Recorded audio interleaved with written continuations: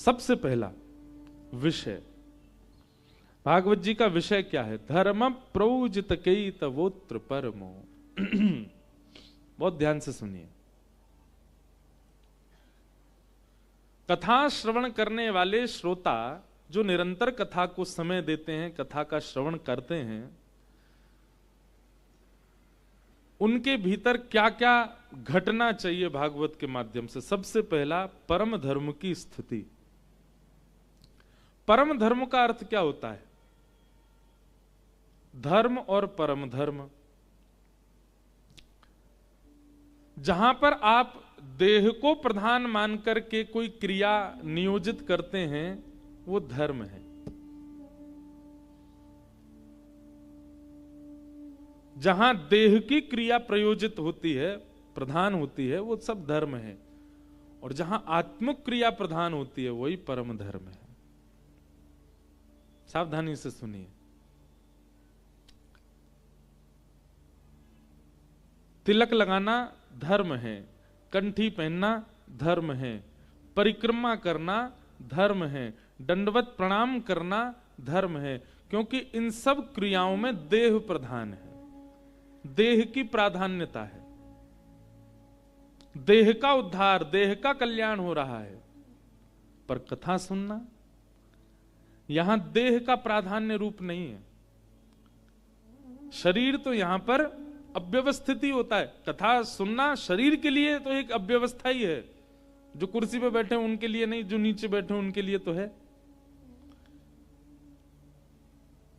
सुखासन में बैठो, सीधे बैठो, कमर टेक नहीं सकते पीछे, प्यास लगे तो उठ के कैसे जाएं, बाहर वाले अंदर ना आन देंगे, फिर से दिखाना पड़ेगा तब आन देंगे। सुबह ही सब करके आओ, शंकाओं से निवृत्त होके आओ। क्यों, कहां जाएंगे, बहुत दूर है होटल। देह की व्यवस्था अगर देखी जाए तो कथा में कई बार देह की व्यवस्था अव्यवस्थित होती है। फिर भी आप कथा में इतनी स्थिरता से कैसे बैठ लेते हैं? क्यों? क्योंकि यहां आप आत्म कल्याण, अपनी आत्मा को सुना रहे हैं। यही परम धर्म है। धर्म और परम धर्म में यही अंतर है।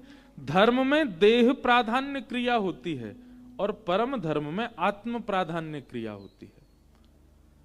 अब बताओ, ठाकुर जी की जो सेवा है वो देह प्राधान्य की आत्म प्राधान्य है? क्या है? आत्म प्राधान्य। तो फिर काय को उठाते हो ठाकुर जी को? बैठे रहने दो। काय को बनाते हो भोग? देह प्राधान्य थोड़ी आत्म प्राधान्य है। काय को श्रृंगार करते हो ठाकुर जी का? देह प्राधान्य थोड़ी आत्म प्राधान्य है।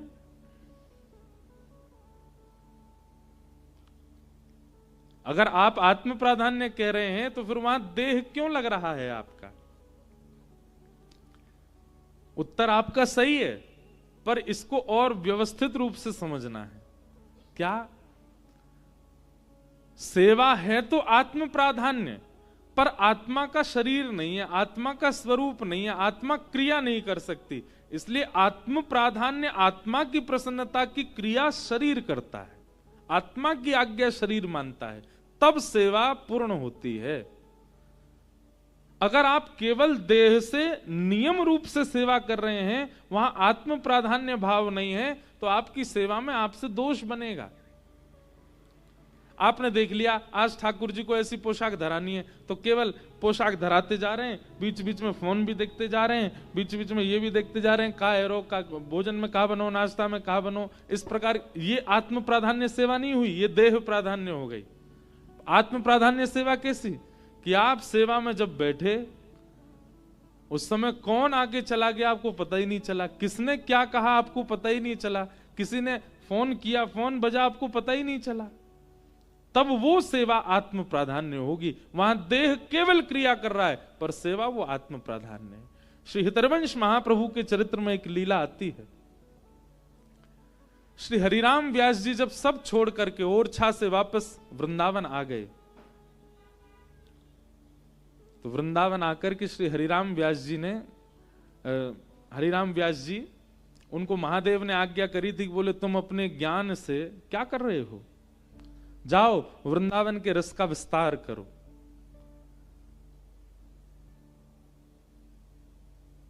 तो एक दिन हरिराम व्यास जी ओरछा में बैठे थे बेतवा नदी के तट पर,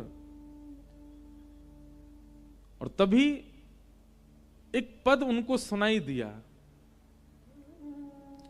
भोर में कोई पद गा रहे थे, हितहरिवंश महाप्रभु का पद, और वो पद सुनते ही हरिराम व्यास जी की चित्तवृत्ति ऐसी हो गई, दौड़ करके गए, बोले ये पद की रचना किसकी है?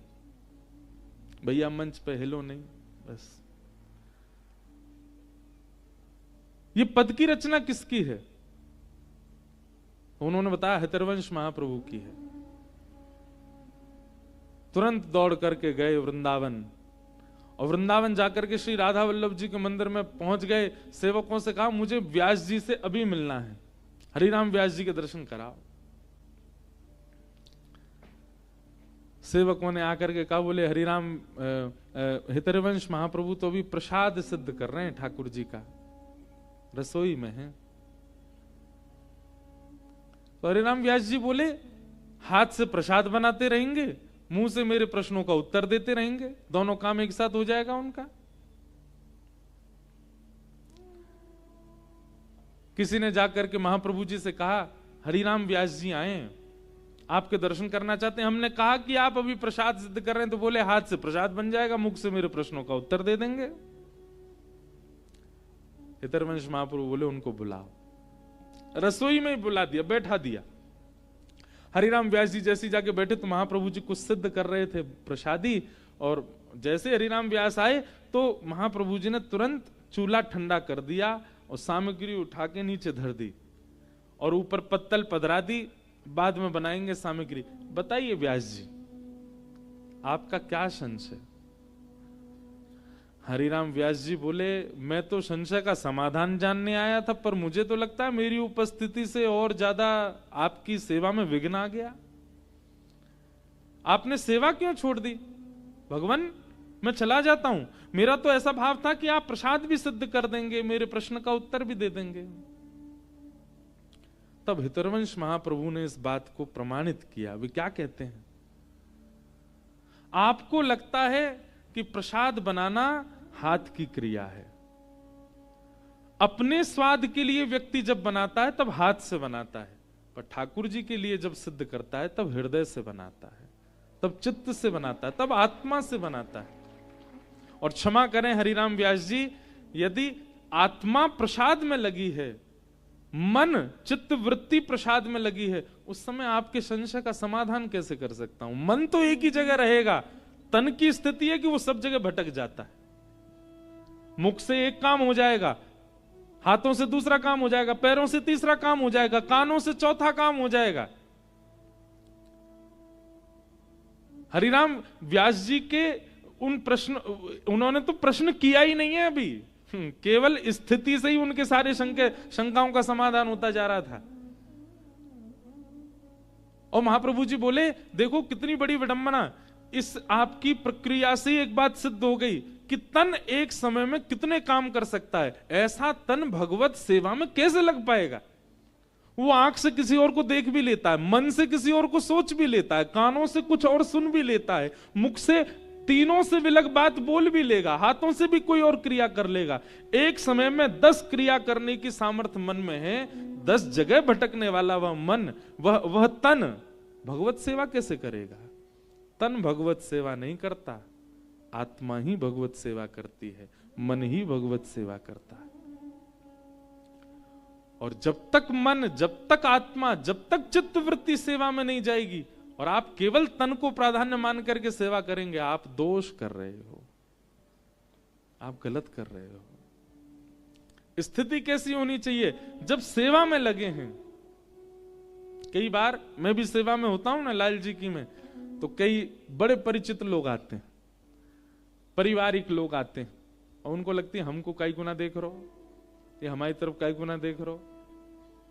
कई लोग ऐसे परिचित भी हैं, कथा प्रेमी, वो भी आते हैं, वो लाल जी को नहीं देख रहे, वो ऐसी जगह आके खड़े होते हैं, हमको देखें, हमको देख के फिर बुलावें, हमसे कुछ बात करें। उस समय बड़ी विडंबना, दुविधा पड़ती है, कैसे करें? हम स्वयं कथा में कह रहे हैं कि सेवा में और क्या हुआ, वह सब पता चल रहा है, तो यह भी एक अपराध है सेवा में? नहीं।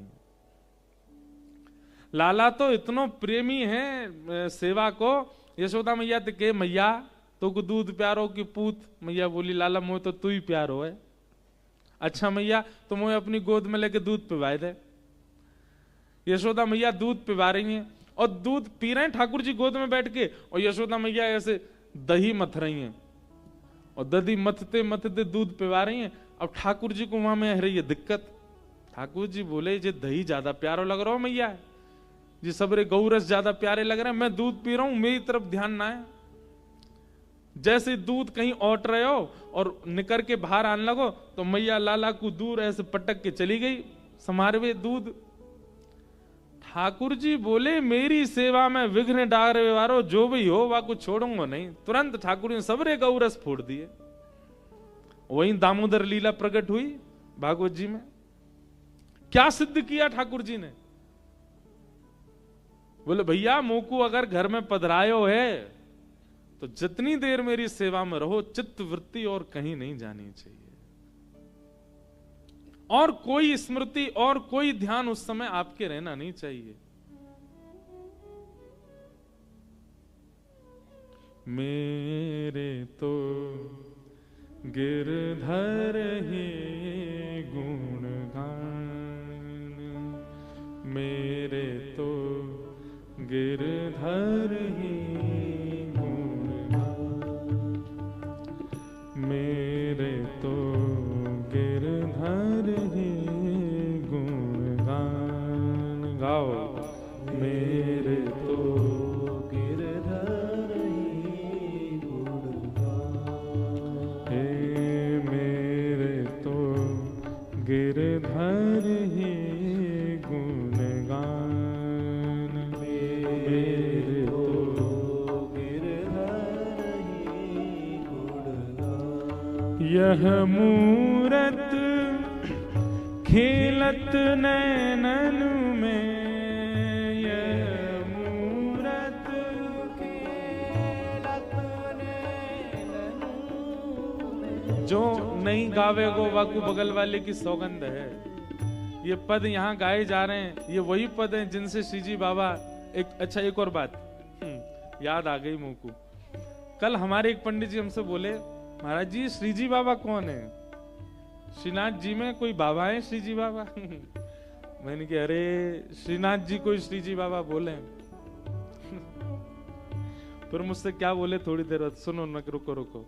फिर मुझसे कहते महाराज जी कल आप यूं कह रहे थे कि कुम्मन दास जी पे आरसी नहीं थी, सो ठाकुर जी उनके सन्मुख बैठ करके तिलक स्वरूप करवाते थे।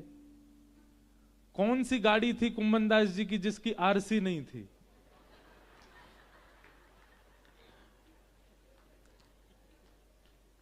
मैंने दंडवत तो प्रणाम किया और जितने थे सबसे कहा इनको प्रणाम करो। जो कह रहे कुम्मन दास जी पे ऐसी कौन सी गाड़ी थी जिसकी आरसी नहीं थी? अरे मैंने कि भैया शीशा देखे आरसी। तो फिर मुझको बाद में ये लगा, मैंने कि जब हमारे संग रहने वाले पंडित जी के इतने संशय हो सकते हैं तो आप सबके तो कितने होते होंगे। तो कभी कभी मेरे को लगता है कि मुझे स्पष्ट करके रहना चाहिए बात, न जाने क्या का क्या अर्थ लगा लो आप। 400 वर्ष पहले कुम्मन दास जी की गाड़ी की आरसी नहीं थी।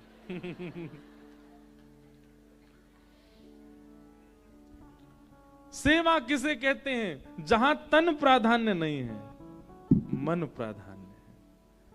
ये आंख, ये हाथ, ये पैर, ये मुख, ये कान, ये केवल क्रिया करने के लिए मिले हैं।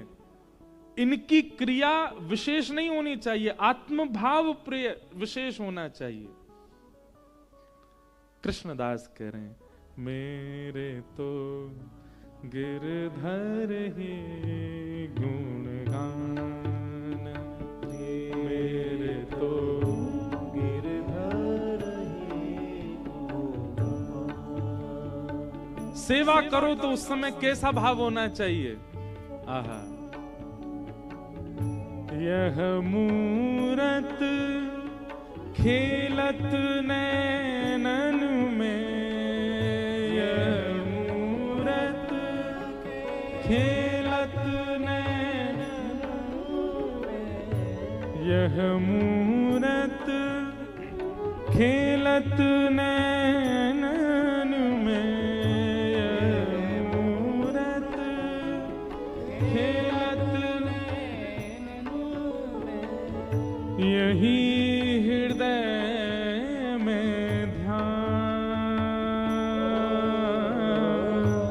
यही हृदय में ध्यान मेरे तो गिरधर है गुणगान मेरे तो गिरधर ओ मेरे तो गिरधर है गुणगान मेरे तो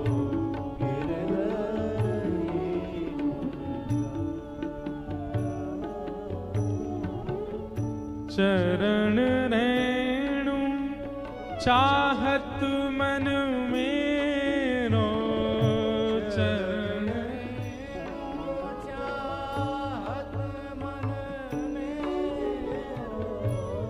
चरण रेणु चाहत मन मेरो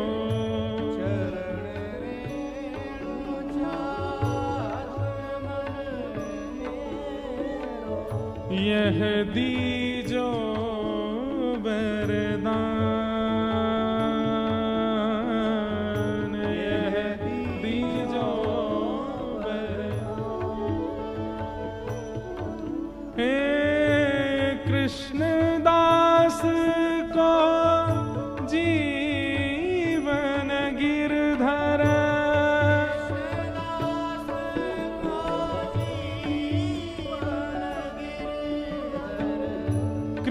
कृष्णदास को जीवन गिरधर